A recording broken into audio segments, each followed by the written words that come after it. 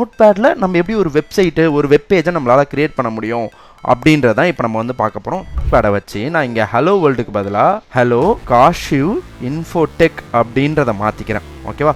So இந்த எக்ஸலமேட்ரி வச்சு நான் என்ட்ரி கொடுத்தேன்னா எனக்கு HTMLோட ஒரு ஃபுல் பேசிக் ஸ்ட்ரக்சரை எனக்கு இங்கே கொடுத்துரும். இப்போ நான் ஒரு ப்ரோக்ராமர், நான் வந்து உட்காந்து HTML வந்து நான் இங்கே டைப் பண்ணுறேன். ஸோ HTML CSS அப்படின்ற சில விஷயங்களை நான் இங்கே டைப் பண்ணுறேன். ஸோ இது மூலயமா நான் என்ன பண்ணுவேன்னா அந்த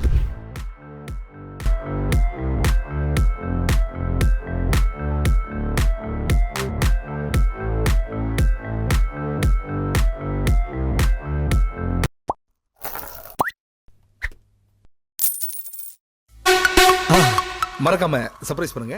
thank you. Welcome to Kashiv Infotech. இன்னைக்கான வீடியோவில் நம்ம எதை பற்றி பார்க்க போகிறோம் அப்படின்னு வந்து பார்த்தீங்கன்னா HTML பற்றின ஒரு இன்ட்ரோடக்ஷன் தான் நம்ம வந்து பார்க்க போகிறோம். ஸோ இந்த HTMLோட இன்ட்ரோடக்ஷன் எதில் பார்க்க போகிறோம் அப்படின்னு பார்த்தீங்கன்னா தமிழில் வந்து பார்க்க போகிறோம். ஸோ இந்த டுட்டோரியலில் என்னென்னலாம் இருக்கும் அப்படின்னு பார்த்தீங்கன்னா நீங்கள் ஃப்யூச்சரில் வந்து பார்த்தீங்கன்னா HTML என்னென்ன விஷயங்கள்லாம் பண்ண முடியும் அப்படின்றத ஒன் பை ஒன்னாக நீங்கள் தெரிஞ்சுக்க போகிறீங்க. ஃபர்ஸ்ட்டு HTMLனா என்ன அப்படின்றத நம்ம தெரிஞ்சுக்கலாம். அதான் வாட் இஸ் HTML அப்படின்றது.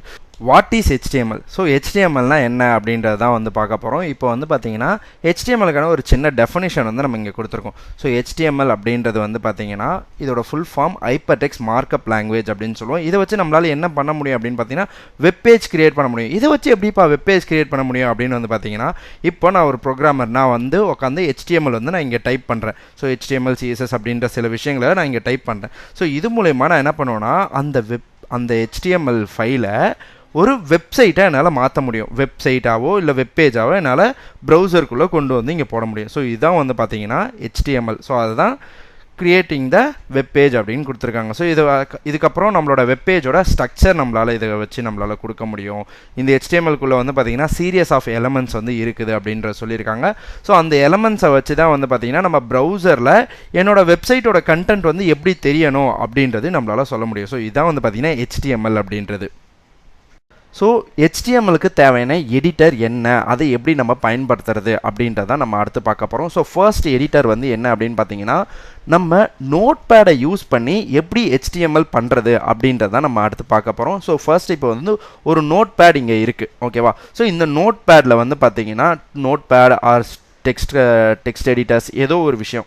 ஸோ அதில் வந்து உங்களுக்கு வேணுன்ற விஷயத்த நம்ம இப்போ டைப் பண்ணுவோம். ஸோ இதை டைப் பண்ண பிறகு இதை என்னவா கன்வெர்ட் பண்ணுவோம், அந்த ஃபைலை நம்ம ரன் பண்ணி பார்க்கும் போது அது ஒரு வெப் பேஜாக உங்களுக்கு வந்து அவுட்புட் கிடைக்கும்.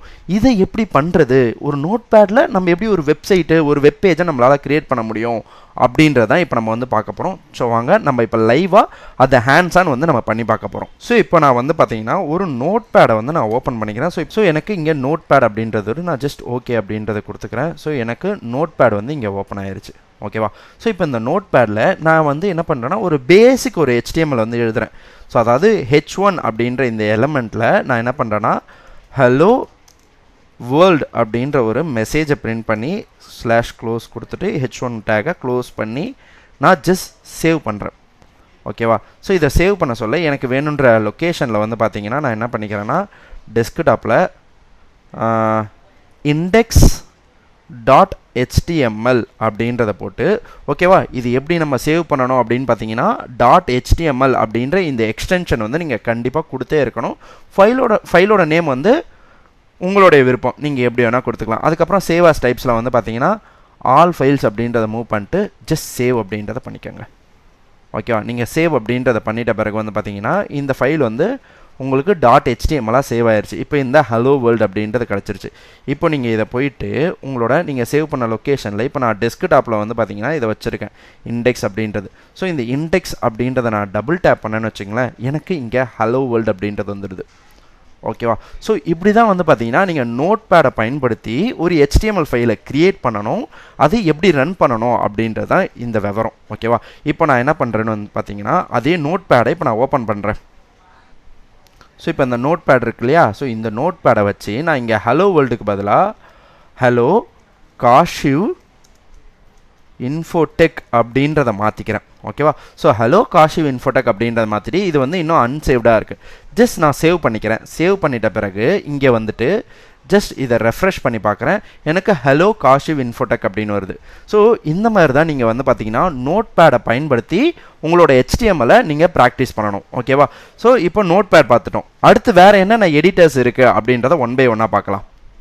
ஸோ அடுத்த எடிட்டர் என்ன அப்படின்னு வந்து பார்த்தீங்கன்னா விஷுவல் ஸ்டுடியோ கோட் அப்படின்றத பயன்படுத்தி நம்மளால் எப்படி HTML வந்து பண்ண முடியும்.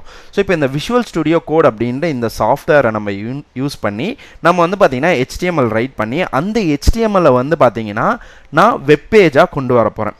ஓகேவா? ஸோ இதுதான் அடுத்து நம்ம பார்க்க போகிற ஒரு text editor or coding editor, programming editor, எப்படி வேணால் நம்ம வந்து இதை சொல்லிக்கலாம். ஓகேவா? ஸோ இப்போ இந்த விஷுவல் ஸ்டுடியோ கோடில் எப்படி வந்து நம்ம ப்ரோக்ராம் பண்ணுறது, இதுக்கும் நோட் பேடுக்கும் உள்ள வித்தியாசம் என்ன, இது எதுக்காக நம்ம பயன்படுத்துகிறோம் அப்படின்றத நம்ம அடுத்து பார்க்கலாம். ஸோ இப்போ இங்கே வந்து பார்த்தீங்கன்னா நான் ப்ரௌசர் ஓப்பன் பண்ணி இந்த ப்ரௌசரில் வந்து பார்த்தீங்கன்னா நான் ஜஸ்ட் இங்கே வந்துட்டு விஷுவல் ஸ்டுடியோ கோட் டவுன்லோட் அப்படின்றத நான் போடுறேன். இப்படி கொடுத்துட்ட பிறகு எனக்கு இங்கே ஃபஸ்ட்டு ஒரு லிங்க் வரும் code.visualstudio.com. ஸோ இதுக்குள்ளே நீங்கள் போயிட்டு டேரெக்டாக டவுன்லோட் பண்ணிக்க வேண்டியதான். நீங்கள் என்ன ஓஎஸ் யூஸ் பண்ணுறீங்களோ, விண்டோஸு, லினக்ஸு, மேக்கு எது யூஸ் பண்ணுறீங்களோ ஜஸ்ட் இதை கிளிக் பண்ணிங்கன்னா உங்களுக்கு டேரெக்டாக டவுன்லோட் ஆயிரும். நான் ஆல்ரெடி வச்சுருக்கேன். ஸோ அதனால் நான் ஆல்ரெடி இன்ஸ்டாலும் பண்ணி வச்சுருக்கேன். ஜஸ்ட் நான் இப்போ வந்து பார்த்தீங்கன்னா விஎஸ் கோட் அப்படின்றத போட்டு இங்கே இந்த நியூ விண்டோ அப்படின்றத நான் கிளிக் பண்ணிக்கிறேன். என்கிட்ட இருக்குது ஆல்ரெடி இந்த விஎஸ் கோட். ஓகேவா? ஸோ இப்போ இந்த விஎஸ் கோடு எனக்கு இந்த மாதிரி தான் இருக்கும். இதான் வந்து பார்த்தீங்கன்னா விஷுவல் ஸ்டுடியோ கோடோட ஒரு இன்டர்ஃபேஸ். இப்போது இதில் எப்படி வந்து நம்ம ஒரு ஃபைலை ஆட் பண்ணுறது, இங்கே வந்து பார்த்தீங்கன்னா இதுதான் ஒர்க் ஸ்பேஸ், அதாவது எக்ஸ்ப்ளோரர் அப்படின்னு சொல்லுவாங்க. ஸோ இதுக்குள்ளே தான் நீங்கள் உங்களோட ஃபோல்டர்ஸ், ஃபைல்ஸை நீங்கள் இது பண்ணி வச்சுக்கணும். அடுத்து இங்கே வந்து பார்த்தீங்கன்னா சர்ச், ஏதாவது நீங்கள் வந்து பார்த்தீங்கன்னா உங்களோட ஃபைல்ஸில் இல்லை ஃபைலுக்குள்ளே இருக்க ப்ரோக்ராம்ஸு, கோடிங்ஸில் வந்து ஏதாவது சர்ச் பண்ணி அதை ரீப்ளேஸ் பண்ணணும் அப்படின்னு நினைக்கிறது. அடுத்து சோர்ஸ் கண்ட்ரோல். ஸோ இது வந்து பார்த்தீங்கன்னா கிட் அப்படின்றது. ஸோ இந்த கிட்டை பற்றின விவரங்கள் நம்ம தனியாகவே ஒரு டுட்டோரியலில் போட்டிருக்கோம். ஸோ நீங்கள் அதை போய் பார்க்கலாம். ஸோ இப்போ இந்த கிட்டில் வச்சு நம்ம எப்படி நம்மளோட ப்ரோக்ராம்ஸை நம்மளோட டீம் கூட கோஆர்டினேட் பண்ணி ஒர்க் பண்ணுறதுக்கான ஒரு சோர்ஸ் கண்ட்ரோல் அப்படின்றது. அதுக்கப்புறம் இந்த ப்ரோக்ராமை ரன் பண்ணுறதுக்கான ஒரு ரன் அண்ட் டீபக்கிங் இது. அதுக்கப்புறம் எக்ஸ்டென்ஷன்ஸ் அப்படின்றது என்னோடய ப்ரோக்ராமிங் ஸ்பீடை இன்க்ரீஸ் பண்ணுறது, என்னோடய ப்ரோக்ராமிங் எஃபிஷியண்ட்டை அதிகப்படுத்துறதுக்கான ஒரு விஷயங்கள் தான் இந்த இடத்துல இருக்கும். ஸோ இப்போ இதில் வந்து பார்த்திங்கன்னா நிறைய எக்ஸ்டென்ஷன்ஸ் அப்படின்றது நான் இன்ஸ்டால் பண்ணி வச்சுருப்பேன். இது எல்லாமே நான் என்னென்ன அப்படின்றத ஒன் பை ஒன்னாக சொல்கிறேன். இப்போதைக்கு ஃபஸ்ட்டு வந்து பார்த்திங்கன்னா ஒரு ஃபைலை வந்து நம்ம க்ரியேட் பண்ணுவோம். ஸோ ஃபைல் அப்படின்றது நியூ ஃபைல் அப்படின்றத நான் கொடுத்துக்கிறேன். ஓகேவா? Dix file. ஸோ இப்போ இந்த ஃபைலை நான் இங்கே கொடுத்துட்டு நான் என்ன பண்ணிக்கிறேன்னா ஃபஸ்ட் இந்த ஃபைலை சேவ் பண்ணுறேன். ஸோ சேவ் பண்ணுறதுக்கு நான் ஜஸ்ட் டைரெக்டாக போய் டெஸ்க்டாப்பில்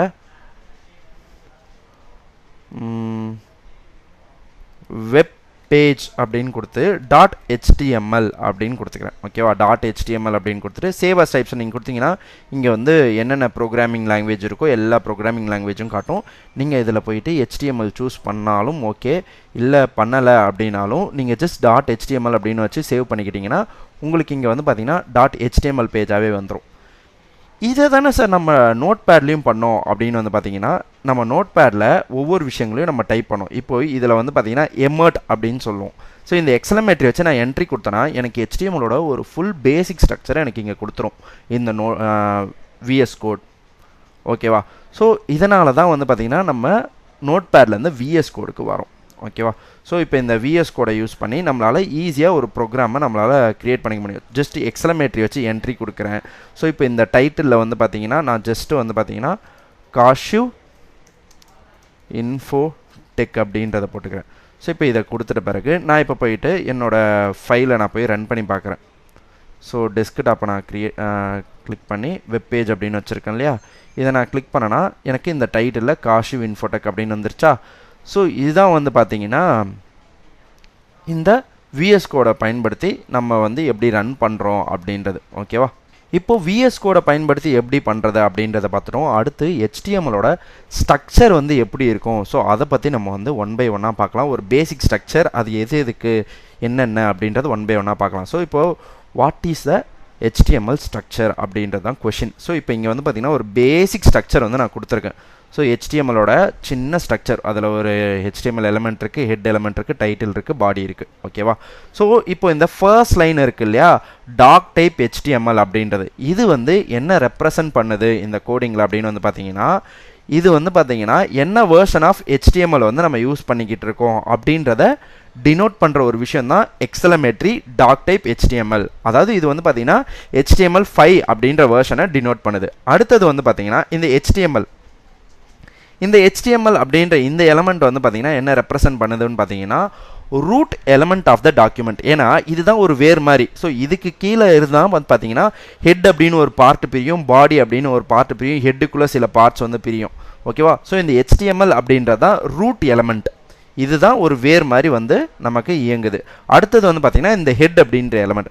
ஸோ இந்த ஹெட் அப்படின்ற எலமெண்ட் வந்து நமக்கு என்ன பண்ணும், இதுக்குள்ளே நம்ம என்னென்ன விஷயங்கள்லாம் நம்ம கொடுப்போம் அப்படின்னு பார்த்தீங்கன்னா இதுக்குள்ளே மெட்டா டேட்டாஸ் எல்லாத்தையும் நம்ம கொடுத்து வச்சுருப்போம். இந்த என்டையர் டாக்குமெண்ட்டை பற்றின மெட்டா டேட்டா.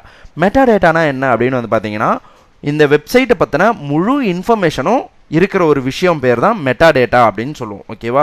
ஸோ இந்த மெட்டா டேட்டாஸ் எல்லாத்தையும் ஹோல்ட் பண்ணும். அடுத்தது வந்து பார்த்தீங்கன்னா இந்த டைட்டில். இந்த டைட்டில் அப்படின்றது வந்து பார்த்தீங்கன்னா நம்ம டாக்குமெண்ட்டோட நேமு, நம்ம ரன் பண்ணுறோம் இல்லையா வெப்பேஜ், அதோட நேமை தான் வந்து பார்த்தீங்கன்னா டைட்டில் அப்படின்னு கொடுத்துருப்போம். அடுத்து வந்து பார்த்தீங்கன்னா இந்த பாடி. ஸோ இந்த பாடி வந்து பார்த்தீங்கன்னா என்ன ஹோல்ட் பண்ணுது அப்படின்னு பார்த்தீங்கன்னா என்டையர் வெப்பேஜோட கண்டென்ட்டையும் இந்த பாடிக்குள்ளே தான் இருக்கும். நீங்கள் வெப்சைட்டில் பார்க்குறீங்க இல்லையா, உங்களால் பார்க்க முடிகிற விஷயங்கள் எல்லாமே இந்த பாடிக்குள்ளே இருக்கிறது தான். ஸோ இப்போ இதை லைவாக நம்ம எப்படி கோட் பண்ணுறோம் 1 by 1 அப்படின்றத லைவாக நம்ம VS கோடில் வந்து ட்ரை பண்ணி பார்க்கலாம். ஸோ இப்போ நான் வந்து அந்த ஆல்ரெடி நான் வச்சுருந்தேன் அந்த webpage.html அப்படின்றத நான் வச்சுருக்கேன். ஸோ இப்போ இந்த webpage.html ஆங்கிள் ப்ராக்கெட் ஓப்பன் பண்ணி டாக் டைப் HTML அப்படின்றத போட்டுக்கிறேன். ஸோ இதுதான் வந்து பார்த்தீங்கன்னா ஃபர்ஸ்ட் லைன். இதுதான் என்ன வேர்ஷன் நம்ம வந்து யூஸ் பண்ணுறோம் அப்படின்றது. அடுத்து வந்து பார்த்தீங்கன்னா HTML அப்படின்றது. ஸோ இதுதான் ஃபஸ்ட் ரூட் எலமெண்ட் அப்படின்னு நம்ம சொல்லுவோம். ஸோ இந்த ரூட் எலமெண்ட்டு கீழே தான் 2 பார்ட் பிரியுது. ஹெட் அப்படின்னு ஒரு எலமெண்ட்டு, அடுத்து வந்து பார்த்தீங்கன்னா பாடி அப்படின்னு ஒரு எலமெண்ட்டு. ஸோ இந்த 2 எலமெண்ட் இந்த HTMLக்குள்ளே. அதுக்கப்புறம் இந்த ஹெட்டுக்குள்ளே நிறையா பார்ட்டாக வரும், பாடிக்குள்ளே நிறையா பார்ட்டாக வரப்போகுது. ஸோ இந்த ஹெட்டுக்குள்ளே நம்ம மெயினாக பார்க்குற ஒரு விஷயம் என்னன்னு பார்த்தீங்கன்னா டைட்டில். ஸோ இந்த டைட்டிலை தான் நான் என்ன பண்ணியிருந்தேன், காஷிவ் இன்ஃபோடெக் அப்படின்னு ஒன்று போட்டு நான் கொடுத்துருந்தேன். ஸோ இந்த டைட்டில் தான் வந்து பார்த்திங்கன்னா நமக்கு வந்து எங்கே இந்த இடத்துல நம்மளோட ப்ரௌசரோட டேப்பில் வந்து நமக்கு தெரியும். ஓகேவா? ஸோ இப்போ இந்த காஷிவ் இன்ஃபோடெக்னு போட்டேன் இல்லையா, இந்த விஷயம் நமக்கு அங்கே ரிஃப்ளெக்ட் ஆகும். இதுதான் வந்து பார்த்திங்கன்னா HTMLோட ஒரு பேசிக் ஸ்ட்ரக்சர். தேங்க்யூ.